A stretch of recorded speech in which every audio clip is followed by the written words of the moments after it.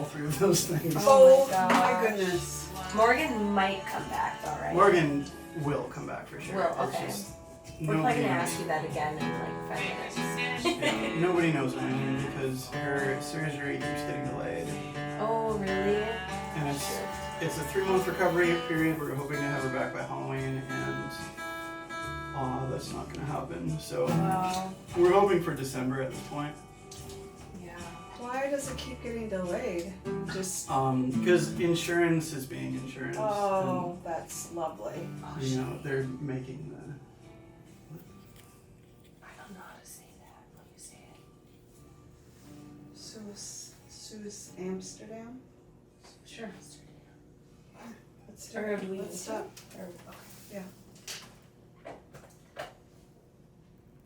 Who was the last one there? Simpson. That was Nashville by Nightfall by Martin Devaney.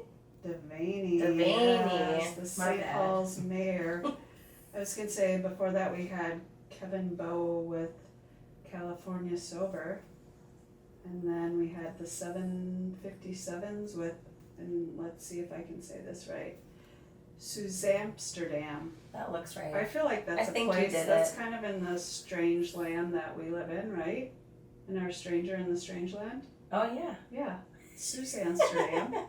It kind of sounds like Dr. Seuss or something. I like it. Yeah. Say it 10 times I fast. can't, because my tongue curled on the last time, and that's not okay. I was going to remind folks that we are listening to WMCN 91.7 FM on the beautiful McAllister College, and we have our guest that has arrived, but he's going to, set up, so we're going to give him a few minutes to get settled and become family, and then Yeah. tell us all the good things that he's about happening and singing about. So, who do we have next? We have Haunted Haunted House by Toilet Rats. Sounds like my kind of jam. Let's do it.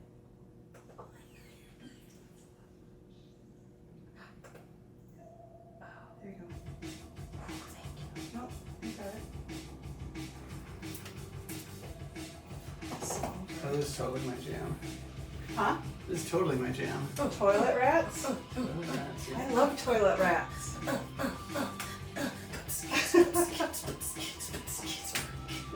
Sorry. I'm on one right now. I feel like Sammy just had all the espresso with you. Did you give her some?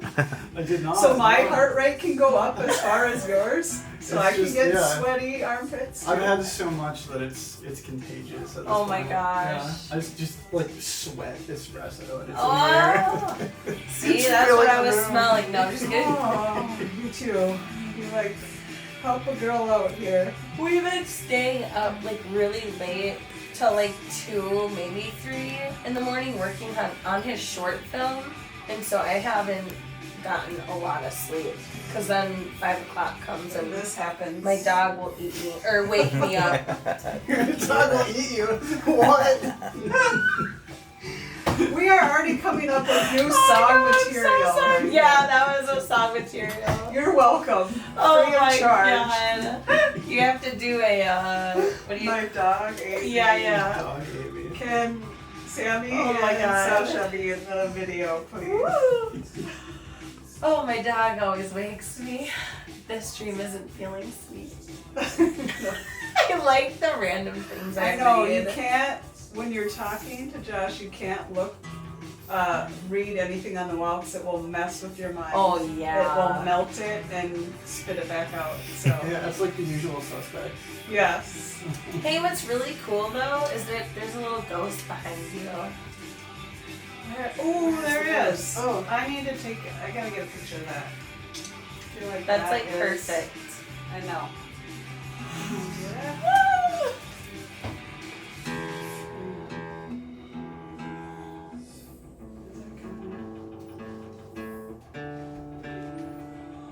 Yeah, just give me a signal if I need to be quiet. No, you don't. You need to be loud. Oh wow! Coming in hot. Yeah, this is gonna be fun. Yay! Yeah. Wirtanen? You got it. You got Oh it. my God! I'm so proud of myself right now. You have no idea. I get hard. Wirtanen a lot, but it's Wirtanen. Wirtanen from a sunken ship irony. Yeah, welcome to the show. Hello, hello. Hello. I know, he's espressoed up and maybe gave a little bit to Sammy in the hallway, so you might hear it in their voices, but I think it will help us all out there. Yeah. I want to get a little background of Joshua Wirtanen here and how you came with this music background and what you're working on today. What got you back working on the things? Yeah, so I grew up in a small town called Hibbing, Minnesota, and as a songwriter, it's very important because I grew up on the same street as Bob Dylan. So Bob Dylan's childhood house was just down the road from where I grew up. So yeah, there was that, but I don't know how I got into songwriting. I've been writing music and I've been writing like stories for as long as I can remember. Like I don't remember starting. I know I got my first guitar when I was in 6th grade. We had some kind of contest, and I don't remember the specifics at this point. It was a long time ago, but the final prize was an acoustic guitar, and I won it, and that was when I started playing guitar. Wow. Cool. I could just see you like shredding, like. Yeah, I mean, I Air kicks and all, or what?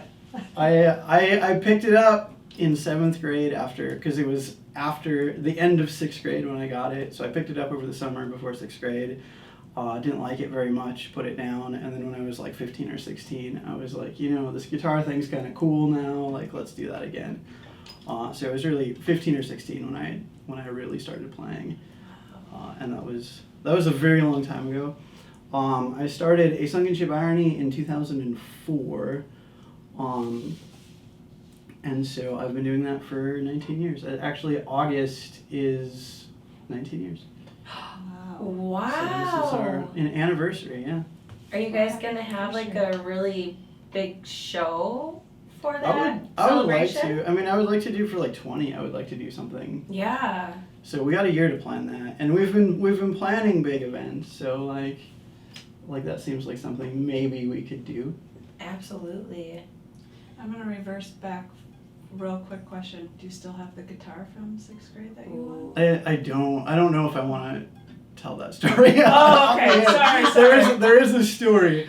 It does There's have always a story. It does have a happy ending. But yeah, there's a story behind that guitar. I'll tell it to my friends in private. Okay. Not on I was the air. gonna say maybe there'll be a song someday of Maybe, this yeah. song, this Maybe guitar. there is. Yes, we just have We to have figure to that crack out. the mystery. Yes. I was gonna say what got you back, because you are celebrating 19 years, but you were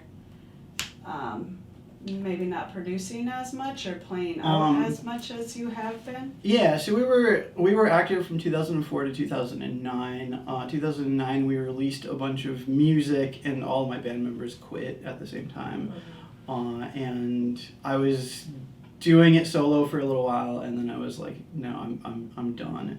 In 2012 to 2014, that was when I got divorced and had a lot of things to think and talk about and write about. So I wrote a lot between 2012 and 2014 that we tried to release and we never did. But I was doing a lot of like house shows at the time. Love a house show. Yeah, just like playing angsty breakup music in like like rundown basements and things, and it was great. I was also drinking a lot, so a lot of those songs are like breakup songs and drinking songs and songs about being depressed. I put it down again in 2014, and then in 2018 I had a year-long depressive episode. I have bipolar, and as I get older, my cycles seem like they're getting longer and more intense. And so 2018 was pretty much a depression year. And as I came out of that, I swung into a manic episode. And I had all of the processing power to like just process like the past year of like being depressed. Yeah, and I put together a record called Anti, which was all about it's a whole album about depression that's written from a manic perspective. So it's very like fast. It's like I refer to it as a punk rock album, even though it's all acoustic. It's a lot of fast, a lot of angsty, a lot of sort of tongue-in-cheek humor. It's a not depressing album about depression was kind of the point of it. So that kind of pulled me out of my hiatus, and then I met Morgan McCandless. We actually met on April 20th, 2019. I know that because we met at a show, and I kept the flyer from the show. Hi, Morgan. Yeah. Yeah, and Morgan and I became very, very good friends very, very quickly, and have been practically inseparable for the past 4 years. And she started singing with me, and then I bought a synthesizer. She started playing synthesizer. And has really become like a key part of the band, and we did a tour together. We've made a lot of music together. We've done a lot of shows together. Have done all kinds of stuff together. And unfortunately, Morgan's taking a break from the band. She's having a major oral surgery. She lost 4 teeth this year, and they're pulling 12 more. So the recovery period is about 3 months, and because of insurance keeps wanting to call it cosmetic, so like we don't cover cosmetic, and her dentist is pushing back and like no, like she needs this, and so the surgery keeps getting delayed, and we're initially hoping she would be back by Halloween. That's not going to happen. We're hoping to have her back by December, but it's still a question mark at this point. But yeah, like having Morgan constantly around and like constantly making music with me and constantly encouraging me to keep being creative in that specific outlet has really grown the band in an interesting direction that I don't think I would have chosen on my own, but it's a very cool, very fun direction. Y'all have such great stage presence too. Like I finally made it out to your last show at Mortimer's, the Forest Haunted House? No, the Haunted Forest. Oh, and that was it. The Haunted Forest was at Bryant Lake Bowl. Oh. So we Wait, did. oh, just You were in kidding. two Yeah. places at once. I was at 2 places. No, so Mortimer's was Morgan's last show with us. We threw her a big party, and it was very well attended, and I kind of felt bad because all the other bands had to play short so that we could play longer, but like they all agreed, like That is so cool. we should do this for Morgan, and we let Yeah. Morgan play one of her songs to close out our set, It was so good. and everyone was singing along, and I was Yeah. like almost crying, and like I didn't cry at the show, but the next day somebody sent me a picture of all the 3 of us, the bandmates, hugging, and I just lost it. I was bawling. Aww. And I went to go get coffee with a friend, and I was late because I was like just going out the door, and I like started crying again, and I had to go back and be like, wait, I need 5 more minutes. After sharing, especially music, when you write such like personal things and then you share it with people and then you're sharing it with the band, you become family. Mm-hmm. And I saw how you all connect on stage, so that's tough. Even if it's a break or not, that's tough. Yeah, it was very emotional, and like part of it's like not just losing Morgan that was emotional. Like that is very emotional. Morgan stays at my apartment when she's in Minneapolis, and so we're together like 24/7. So like losing her from my apartment, I've been so like platonically codependent that like I follow her out when she has a cigarette, and we just like go outside and I just like talk at her while she's smoking a cigarette, and just so like losing that like friendship connection temporarily is emotional for me, but just like seeing everyone gather in that room to express like how much they care about our music, how much they care about Morgan specifically, and how much they support us in like that friendship that we have. Like all of that was incredibly overwhelming. Like. And got me feeling like I'm like getting a little teary-eyed now just thinking about that. But it was very, very, very nice, and I'm thankful to everyone who came out for that. It was amazing. I was gonna say, what writing, as Sammy said, you write about stuff that's so personal.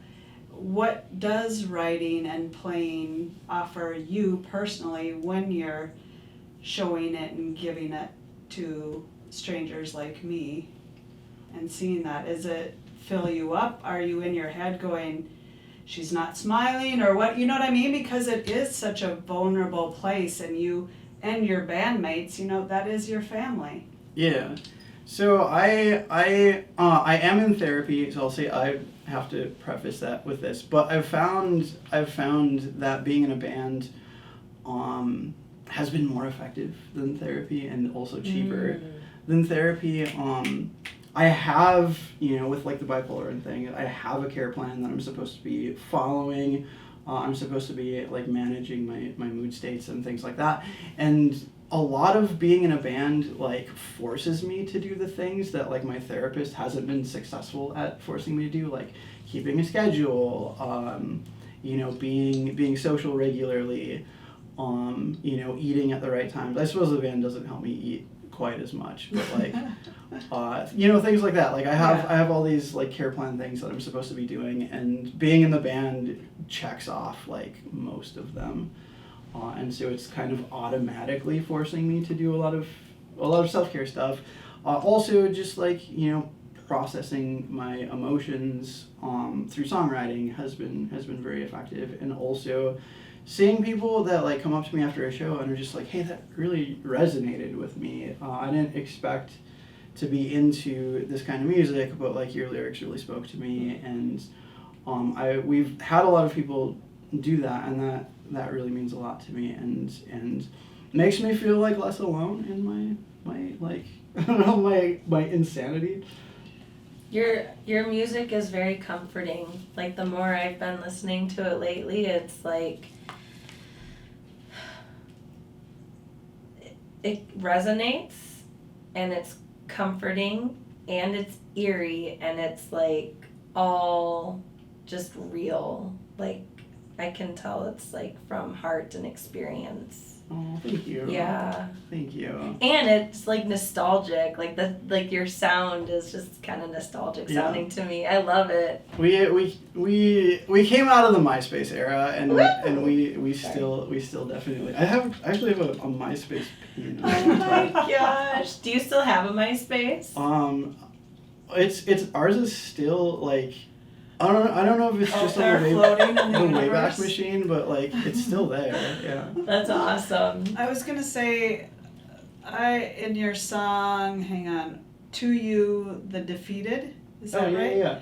That sounds like an anthem of you're not alone. Yeah. Like inviting and community, and I don't know, that, and I feel like it would make anybody feel like, don't worry, we have your back. It's like sorrow, but you have such strength too. Like, come on, join with us. I'll take you. You're not alone. So one of the cool things about that song, I love a good like gang vocal, like getting everyone to sing along. Yeah. And one of the things that we do with that song, like we only play it if the room feels right. And if the room feels right, I'll unplug my guitar at the end of the set and just walk out into the crowd, and we'll all scream it together. And because the chorus is just like la da da da da, it's very easy to pick up, and yeah, it's been very cool to just have a room of 30-40 people just screaming like nonsense. I love it. And like just feeling better, because that's what this song is about, is is like, you know, like you might feel helpless, but we can all sit together in a room and sing la-di-da-di-da, and like for some reason, like it doesn't make any sense, but for some reason, like we all feel better, and maybe it's just like the sense of camaraderie of like singing together, but I think people do feel better when they sing that together, so. Absolutely. I'm thinking of so much in that, because it is very healing, and when you know you're not alone and you're singing something together, you're singing the same song and it's kind of going through the same thing, but everyone's experiencing maybe something the same differently, and that's what it makes me think of people singing together, like you're not alone. Yeah, and you do that. When I saw your show, I saw everybody just dancing with each other and being with each other, and to me that is amazing when you can do that as a person / artist, and that's big. That's a really big deal. Yeah, it's beautiful. Our ghost has been crushing it too. Oh my god. We have a person. Ghost. I'm not gonna reveal their identity yet, but I mean people know who it is. But we have a ghost that has been a person who's been dressing up like a ghost who gets, you know, interacts with the crowd and does a lot of crazy stuff. How did you guys come about that? Like one day you're like, we should have a ghost. Well, so that came out of the Haunted Forest, which we turned Bryant Lake Bowl's stage into a haunted forest. It's something that we spent 3 months planning, and wow. like $700, and it was a full day of building. But we built a haunted forest. Like we rented fake trees and everything, and we built a haunted forest on the stage. We had a tarot reader. We had 2 people dressed like ghosts, and then we got all of the other bands that played. It was Liam Moore, who you might know from Spaceport or Robot Slide. It was Liam Moore. It was our opener, and then Artificial Flowers was the headliner, and we played in the middle. And we got all of the other bands to sort of like wear our like all black with the flower crowns, and I made flower crowns for everyone. So like everything looked very consistent. We got to perform in the Haunted Forest. We had in between, so instead of having like music playing between our sets, I made a track that's like crickets and owls and there's some like crows that come in and out, and like so there's like forest sounds, and instead of playing house music, it was just that. I love that. Yeah, it was so fun, and we sold out Bryant Lake Bowl. And it was one of the most incredible nights of my life. But wow. Since we had the ghost, and since I'll say we had 2 ghosts, one of them did very well, and one of them did all right. And so because we had such a good ghost, I asked them to continue being a ghost for our other shows. And they don't make every show, but they've made a few now, and they were at the Mortimer's show to like. Nice. Encourage everyone to like dance and stuff. And I've seen videos from that show, and oh my god, it's so good. Oh, I love that you get to see that while you're on stage too. It has to feed into your stage performance too, just because you get lost in it. Well, I didn't see a thing that night. Oh, sorry. I was like I'm gonna start like if I look at the crowd and like. Either like I'm gonna look at the crowd and they're gonna look bored and it's gonna like psych me out, and I'll be like, oh no, or I'm gonna look at the crowd and they'll be having a blast and I'm gonna start crying. Like whatever's happening in the crowd, I have to look away from. Okay. And so there's like they had like the lighting rig, and I just looked up into the lights the entire show, and so I didn't see a single thing until afterwards. Videos.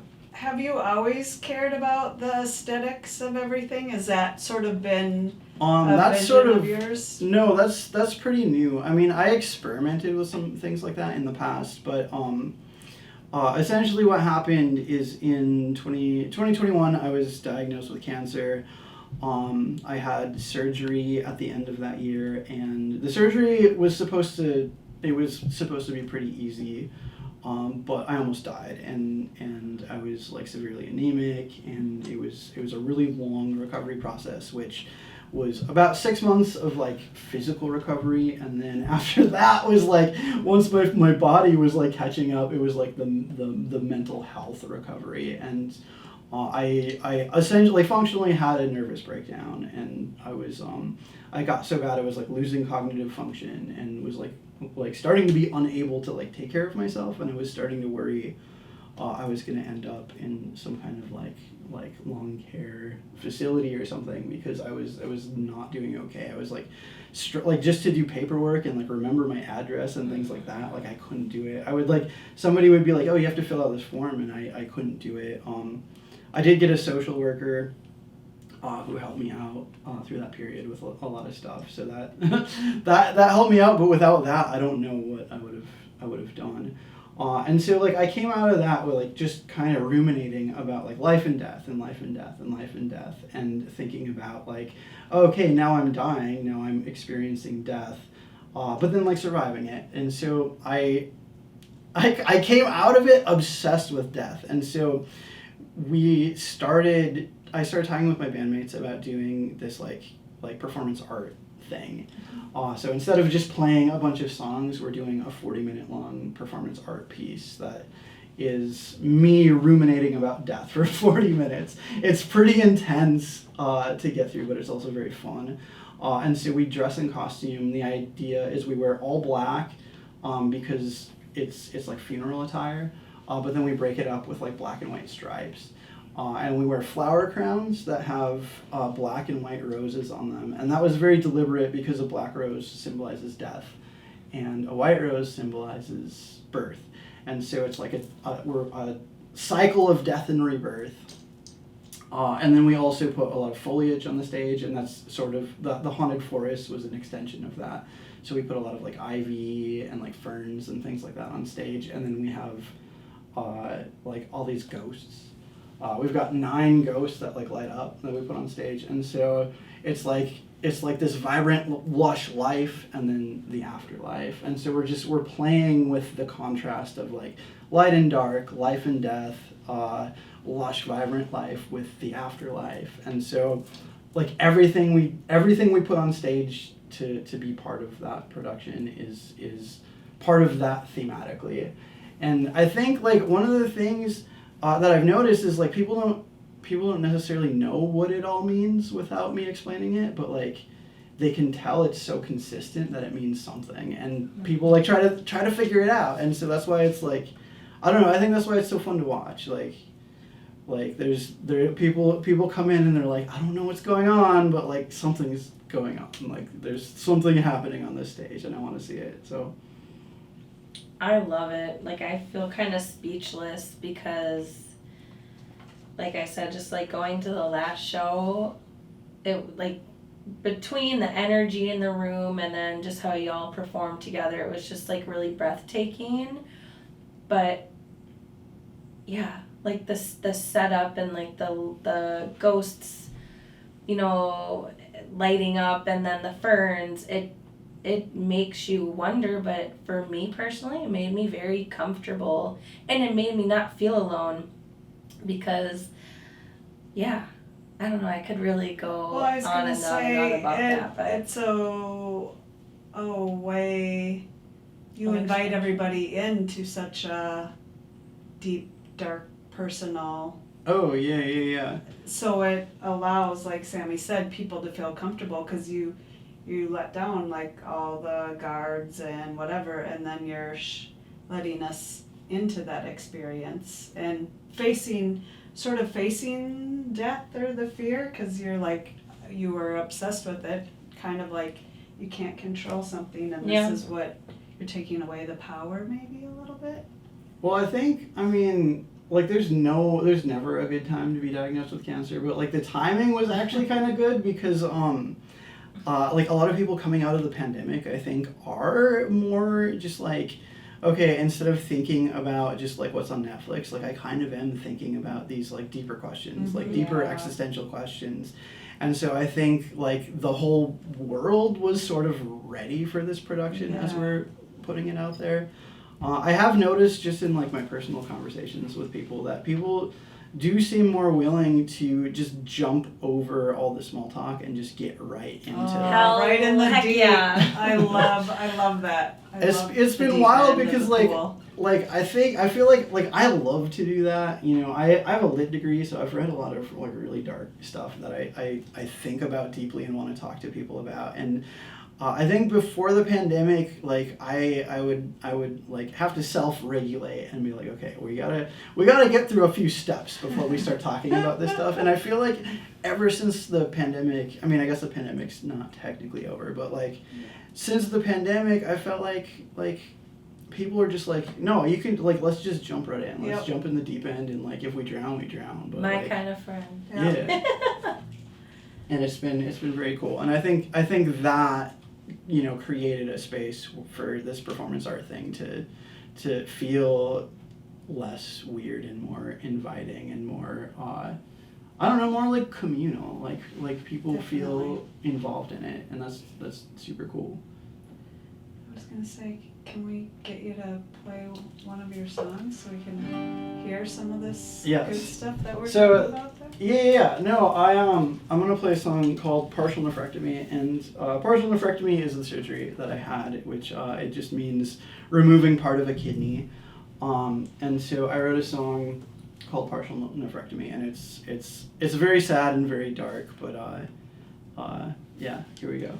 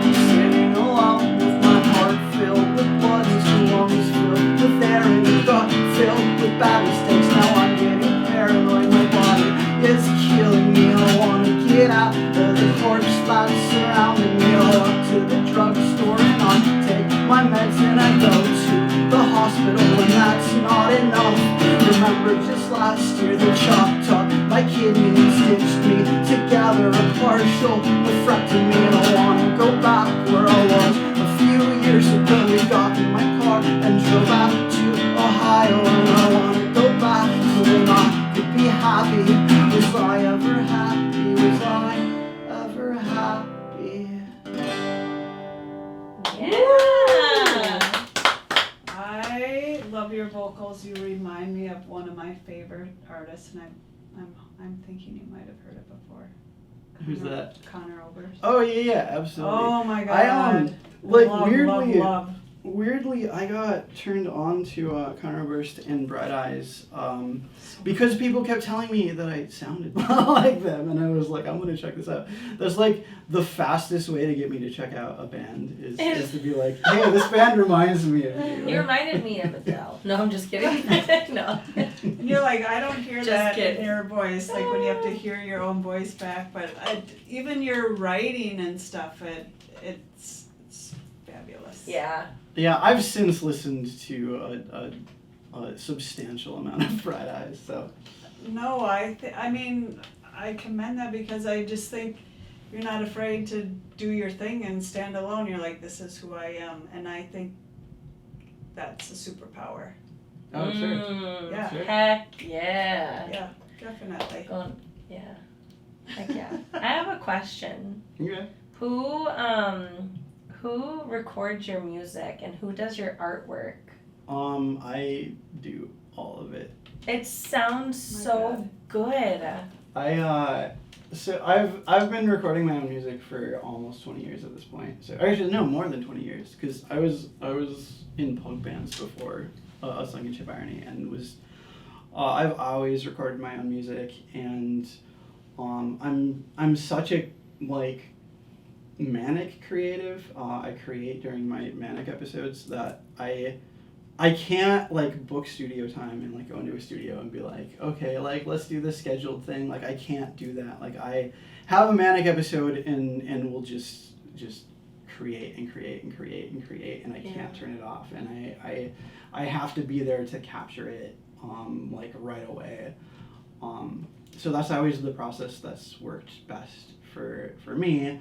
Unfortunately, what it means is a lot of our recordings sound completely different than they sound live, and there's never been parity between our live performance and our records, and there probably never will be. But yeah, I do all of it. I use a like podcast mic, so we are using like pretty low cost gear, but I do have friends who are like super into audio production, and they've helped me get better at it a lot. But I am really drawn to like a lo-fi sound. You know, I love it. I grew up listening to a lot of Mountain Goats, for example, which they used to just record on an old boombox, and so just getting that like a really lo-fi kind of distorted-y sound.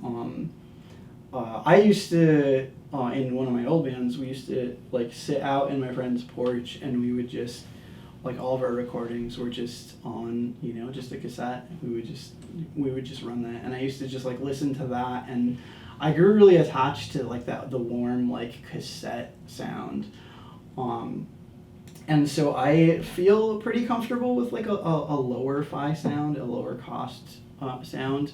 But I've also, over the years, have gotten more technically proficient, and so instead of like, this sounds bad because I don't know what I'm doing, it's like, okay, this one part of the song sounds really lo-fi, but you can tell it's intentional, and so there's more intentionality where I use lo-fi versus hi-fi recording techniques. Nowadays, but yeah, it's been me for this whole time.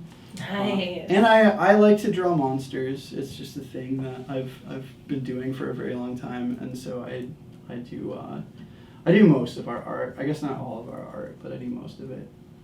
You're a genius. Multi-talented. I was gonna say, I saw something that you had posted, which I want it for my house, and I won't even use it the way that you do, but it was like a old rotary phone head or whatever, and you used it as a speaker. Oh yeah. We do that. Like that was part of like that's part of like the lo-fi sound is I do have a phone, like an old phone receiver that I turned into a microphone.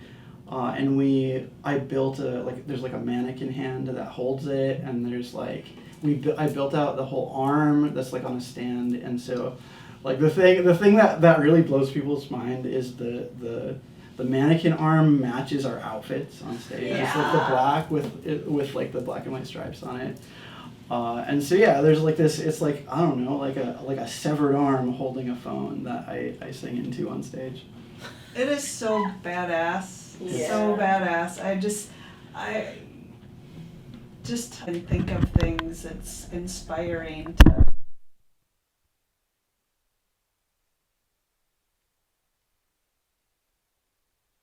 lo-fi, like you let everything kind of come into play in your music. Oh yeah, and like I wear a flower crown with like deer antlers on Yeah. it, and like part of that was just kind of like a reference to like the panic attack, to be like, like a deer in headlights thing. And then we also put like birds everywhere. Like we've got a lot of birds. And there's even like some of our samples that we play on stage of like bird sounds and like owl sounds and hawk sounds and things like that. So that's like, there's like birds chirping while we're playing and things like that. And the idea with the birds was I just created this concept called Feathered Bird Thing, which we made an EP about, which was me just thinking about like, okay, as like from an animalistic perspective, like thinking about death. It's like, what is that animal experiencing? Like how different is that from what a human experiences? It's probably not that different. Like there's that primal like panic fear response that you feel once you realize like this is the end.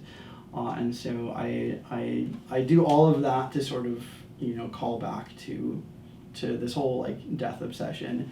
But I think like when people, I've noticed that like when we're playing in a venue where it's like this is not our show, this is somebody else's show, like a lot of the crowd is their crowd.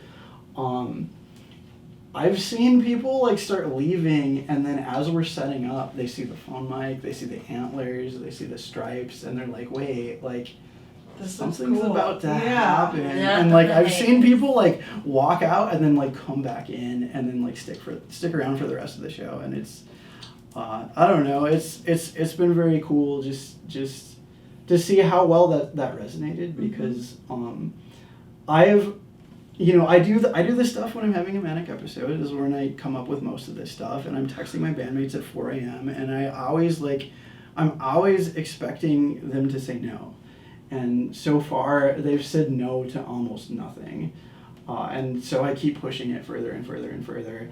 And when we started, we had a long stretch of no shows. And so I was like basically isolated in my apartment coming up with a lot of this stuff. And so by the time we had actually started performing it had snowballed. It had been snowballing for like 3 or 4 months. And it turned from like nothing into this big production. And the first time we performed it, I was like, I'm a crazy person. Like, people are gonna be laughing. They're gonna be like, what is going on? They're gonna leave. And that was not the response we got at all. It was people felt like profoundly moved by it. People have come up to me after the show and been like, hey, like I started crying in the middle of your set. Especially the sets where sometimes we just do the performance art thing. Sometimes I like take a minute to explain it and be like, this was my cancer experience. This is where these songs came from. This is what this means. When I do that, especially, I can see it like connecting with people, and people have told me they've cried. I've had like people that were like you spot the person in the crowd who's like the least likely to like enjoy it, and like I'm gonna get you. Yeah, well, just like, okay, that guy over there, this music isn't for. I'm gonna do this just for me. We're not gonna change based on the crowd. We're just gonna do it. And then those are the people that come up to me after the show and are like, that's beautiful. Like, I did not expect this to affect me as much as it did. And that's been, like, that blows my mind, because, like, I don't know, like, I feel like I've been doing this long enough where it's like, okay, I'm playing in a punk band, there's, like, the punk crowd who, like, they're gonna love it, and then there's the other people who are, like, maybe not gonna love it. Like, some of them maybe will, some of them maybe won't, and, like, I feel like our current performance art thing has been just universally beloved, that there's like almost no one who's unaffected by it, and it's been very, I don't know, it's been very like flattering, I guess, to see like just how powerful that response has been. That's beautiful, and that they're willing to share that to you after too. Yeah, and it's during the pandemic, I lost a lot of friends, not as in they died, but just, being isolated for so long as someone with tenuous mental health, I had a lot of falling outs, with a lot of friends. I came into the cancer experience feeling very lonely and isolated, already, and that was a very lonely, isolating experience. And so coming out of it, I've been like making new friends, and I have like my almost my entire friends group is right now is people that I've met since like February when we started performing this, and just to see like how many people resonate with this stuff, and how many people are like now people who like support me in my mental health struggles, my physical health struggles, and just my existential angst, I guess. Like the amount of people who are just willing to like come out and support me in what I'm doing is a lot, and it's very almost overwhelming, I guess. Wow. But also very cool, because like jumping from such an isolated experience to such a communal one has been it's felt very good and very healthy, I guess. I love that. Yeah. Jumping in the deep end with you. I was gonna say we might wrangle you in and have you play another song here. That would be excellent. Let's do that. What should I play? Oh, I got another sad one for you. Bring it. We can handle it. I think I'm gonna have to tune here real quick. I'll try to do it quietly. Oh, and I'm just noticing the roses on your guitar too. Yeah, I have a black rose and a white rose on the head of my guitar, which like makes me more hesitant to change my strings, because it's a nightmare to change strings around that. But like I like how it looks. Are they glued on? No, they're just they have like wire stems, and so I just wrap them around the strings. Nice. But this song is, oh my gosh, this song is called Everyone Dies. On the record, it's called Everyone Dies Part 1, but I've brought part of Part 2 into it, so we just call it Everyone Dies. And it's essentially a story of a guy who's on a ship and encounters a sea monster, and is just like, oh, that sea monster is gonna eat us, like we're all done for.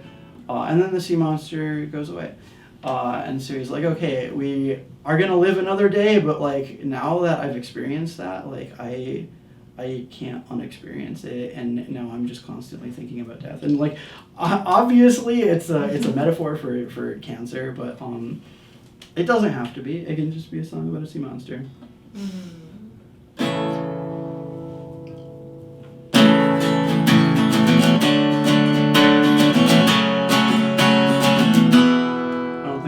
Strumming pattern. Hold on.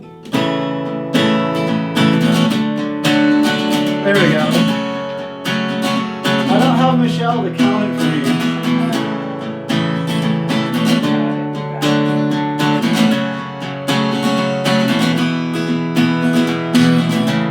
His head broke water before the sunset. His neck like a tower. His face dripping wet. Gazed down the corner. From the clouds, the bellows so loudly, such a terrible sound. I was not prepared, for I was still young. I had not yet accepted that everyone dies. Oh, everyone dies. Oh, everyone dies. And I couldn't run from my impending demise.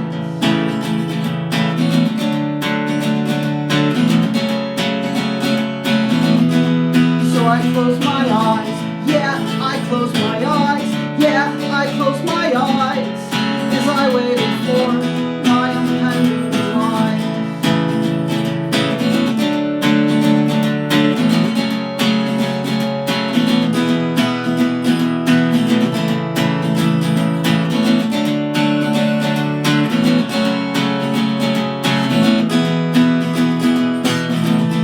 His body submerged, head turned away, it would not face upon us, at least not that day. But we can't forget that, we're chained to our fate, and we have to accept that we'll never be safe. No, we'll never be safe. No, we'll never be safe, because everyone dies, it'll happen someday. No, we'll never be safe. No, we'll never be safe.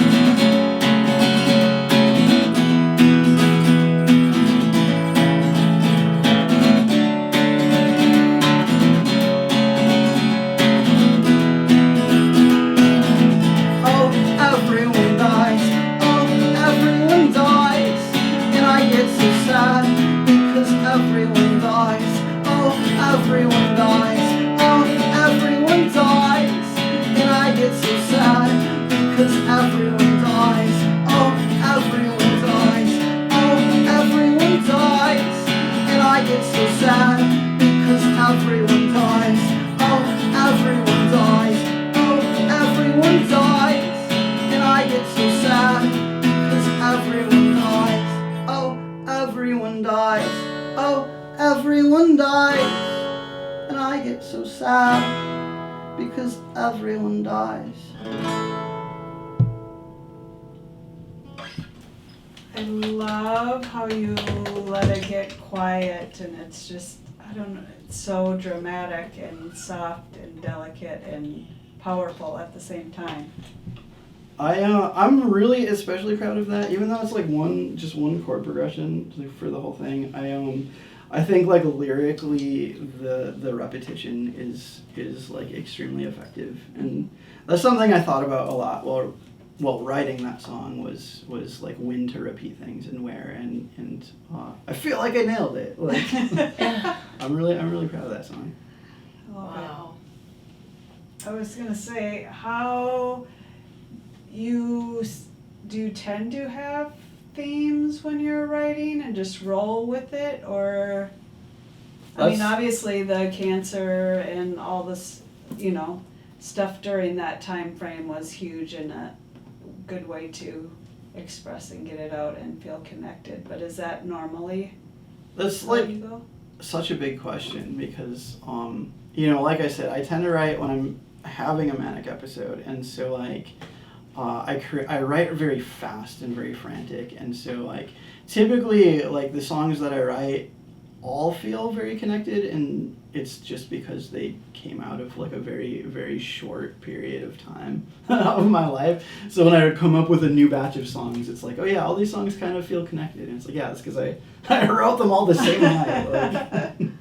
So you do like 15 songs in one night, or what? I mean, maybe not that much, but it is. Yeah, not that many, short of but like for example, the October EP, which we released last October, I went to a show, and I came home feeling like super wired, and I just threw a bunch of instruments into a pile, and by the time the sun came up, I had an EP.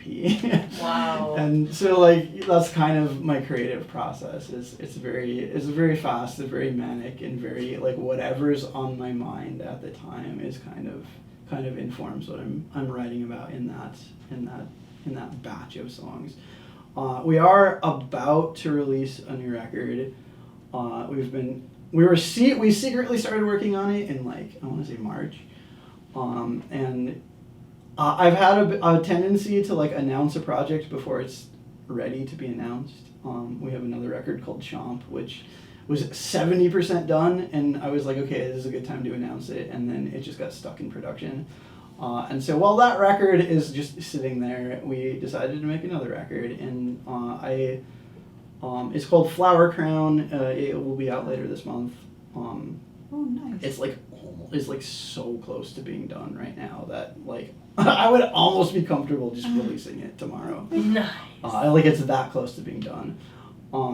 So that whole record was because so August now, which means I have technically been single for a year, and having that year of time to like reflect has made me able to like think about past relationships in like from like a analytical, self-reflective, but like not bitter way. So Flower Crown is essentially a record of me kind of taking inventory of past relationships. And like one of the things that kicked this off is very recently I was like cleaning my apartment and realizing I had a bunch of my most recent ex's stuff still, like clothes and books and all kinds of stuff. And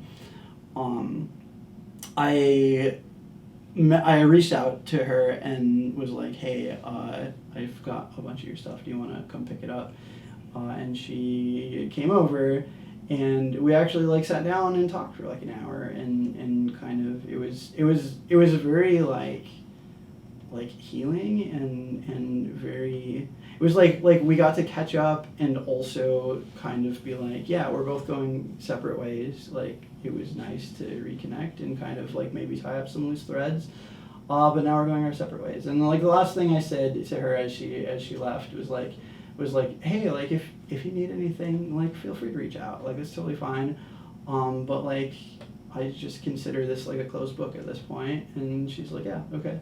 And like it was a very sweet it's a very sweet moment, and people don't get to do that often. Like that's not it's like I wish every relationship could end that way, but like they almost never do.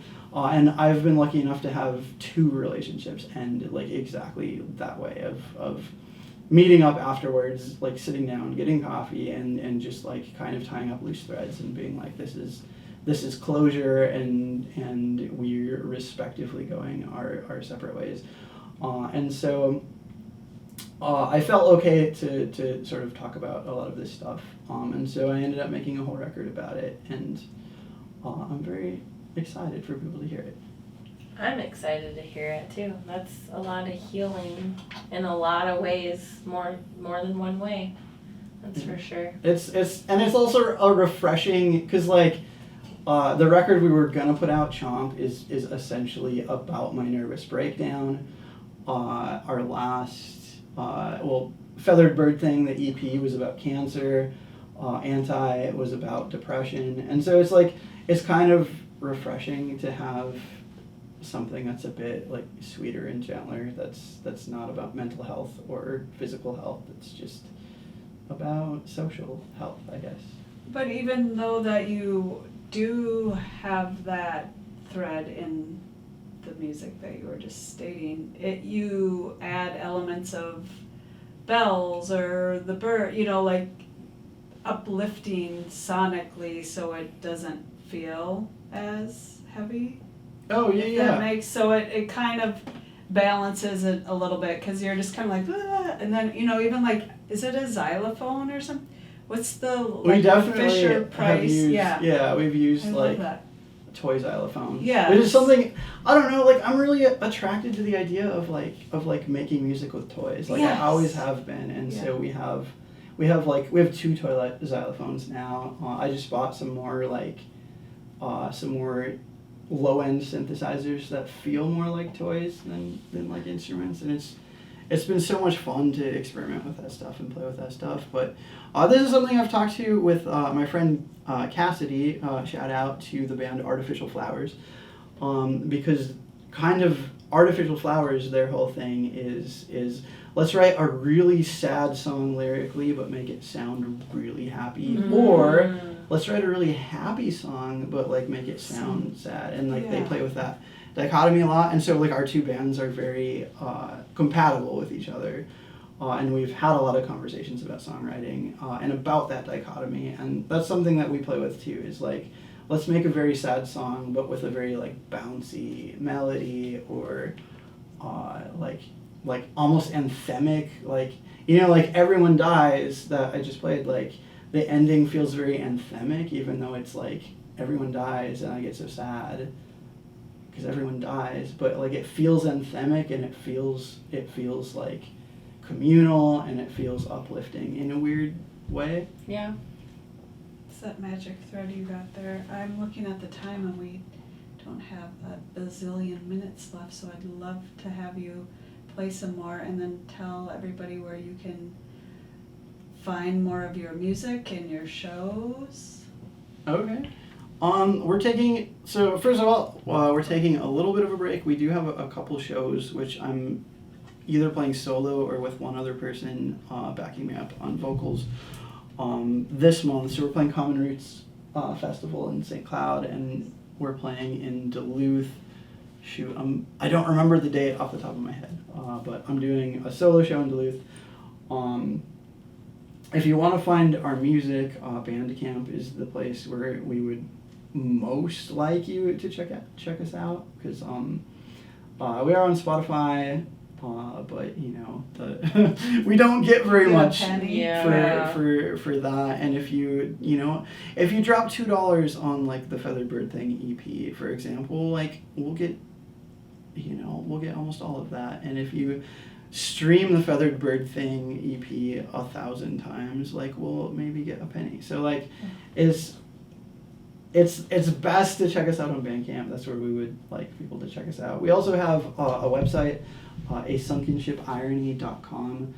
And one of the cool things about that is I don't keep up with it super well, but like we do have a blog, and I've talked through some of these things. I talked through like my cancer thing and some of the stuff, just like some of the fun stuff we've experimented with on stage. Like I talked through some of that stuff in the blog. So if you want to know more about that, there's stuff on the blog.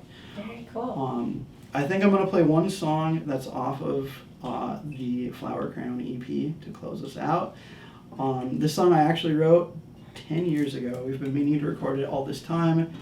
Because I'm talking about past relationships, it was the perfect time to break this one out. It's a bit tongue-in-cheek, it's a bit bitter, but it's also very fun. It's called Self-Destruction is Sort of an Art Form.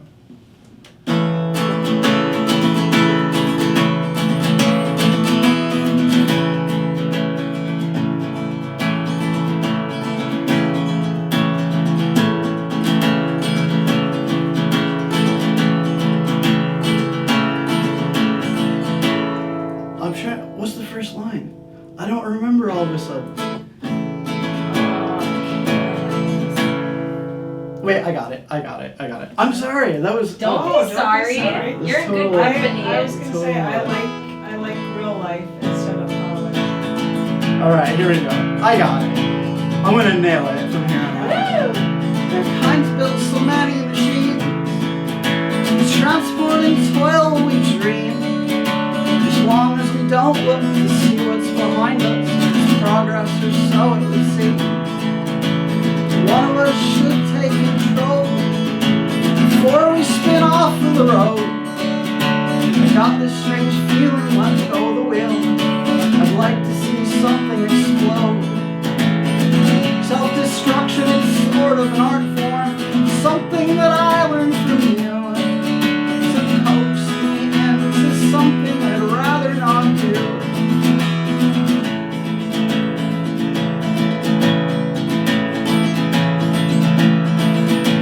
Well, I made this god-awful switch and steered this thing into a ditch. And I squandered my wishes on, I don't remember, I wish I had just one more wish. Now I'm wishing for wishes in vain, and I can't wish away all the pain. Scrapes and bruises and scabs on these knuckles, these scars are doomed to remain.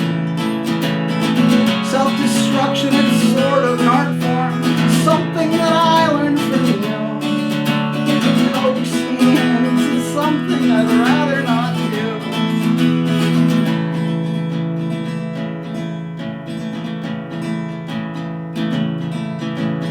I sometimes dream I'm a fish, swimming around in this clear glass dish, and I got no direction, got no place to hide, so I just swim in circles like this. I guess now I've gotta come clean. None of the stuff I just did was a dream. See, I make up these stories all soaked in self-pity, and I mope and I mumble and see. Self-destruction is sort of an art form, something that I learned from you. And if we're being honest, it's kind of a drag. It's not like I got something better to do. So whisper into my ear something sweet and untrue. And coax me into something I'd rather not do. Nice, a little flower Nice. crown. Clown. Flower clown. Thanks, Josh, for coming in today. We appreciate it. Thanks so much for having me. This is great. Yeah, thanks. Follow him on Instagram, A Sunken Ship Irony.